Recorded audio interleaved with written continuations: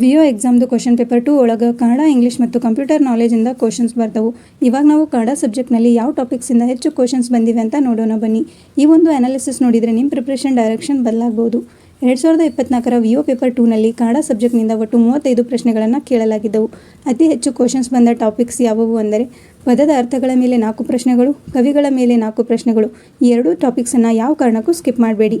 ಅದರ ನಂತರ ಕರ್ನಾಟಕಕ್ಕೆ ಸಂಬಂಧಿಸಿದ ಪ್ರಶ್ನೆಗಳು 3. ಇನ್ನು 2 ಪ್ರಶ್ನೆಗಳು ಬಂದ ಟಾಪಿಕ್ಸ್ ಅಂದರೆ ಸಮಾಸ, ಸಂಧಿ, ಕಾಲಗಳು, ವಿರುದ್ಧ ಪದಗಳು, ಕೃತಿಗಳು, ವಿಭಕ್ತಿ ಪ್ರತ್ಯಯ.